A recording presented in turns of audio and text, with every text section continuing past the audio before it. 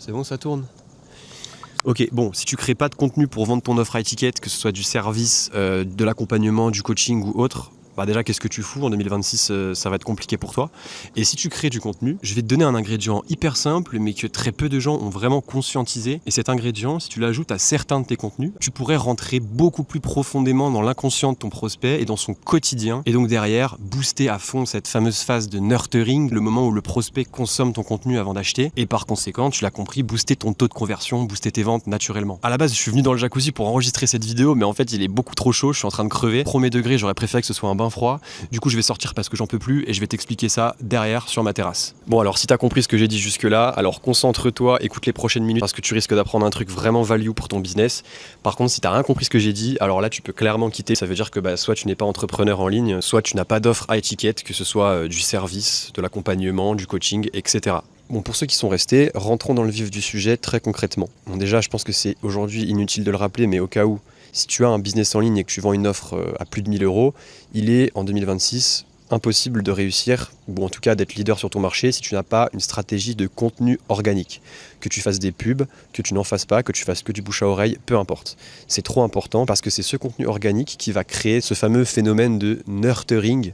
On peut dire un mot un peu moins sexy en français, mais endoctrinement, qui fait que tu vas nourrir la personne de contenu et tu vas lui permettre de connecter avec toi et de passer du temps à consommer ta marque personnelle ou ta marque tout court. Et tout comme en e-commerce ou en commerce en général, il y a une règle d'or qui est très connue qui dit que en moyenne, un consommateur doit avoir été exposé, avoir vu le produit environ 7 fois pour avoir envie de l'acheter. C'est pour ça qu'on fait du reciblage, on matraque de publicité, de répétition.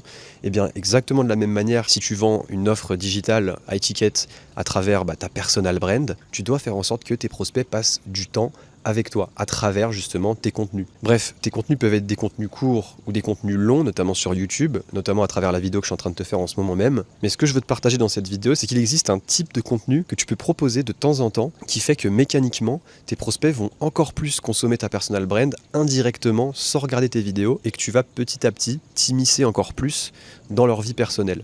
Cette technique, c'est le fait d'ajouter des actions en dehors de la vidéo. Je m'explique.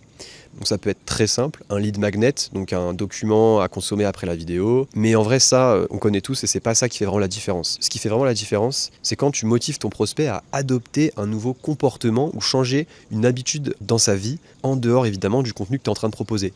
Je vais te donner un exemple pour que tu comprennes. Si par exemple je te parle d'un livre qui a changé ma vie, un livre qui a changé la vie de telle personne, un livre que je te motive d'aller lire, tu vas penser indirectement à moi à plein de moments dans ta journée.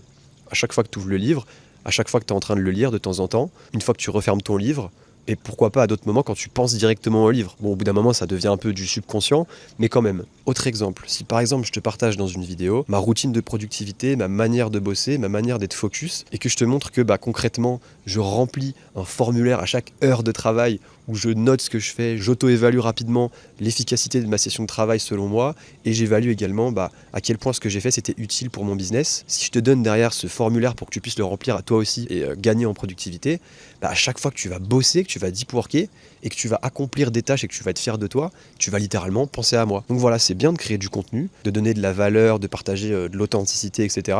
Mais avec ce petit hack en plus, dans les sujets de vos contenus et dans ce que vous proposez de faire après, vous pouvez booster encore plus le nurturing. Et clairement, ça, c'est trop sous-estimé, ou du moins, les gens l'ont juste pas conscientisé du tout. Bref, moi, pour cette vidéo, je vais vous laisser là. Par contre, vous allez voir des vidéos qui vont popper et vous allez peut-être reconnaître ce pattern. Et si c'est le cas, vous saurez pourquoi. Moi, je vous laisse, il est bientôt minuit. Demain, ça va charbonner fort. Donc, je vais me reposer et je vous dis à plus pour la prochaine vidéo. Ciao!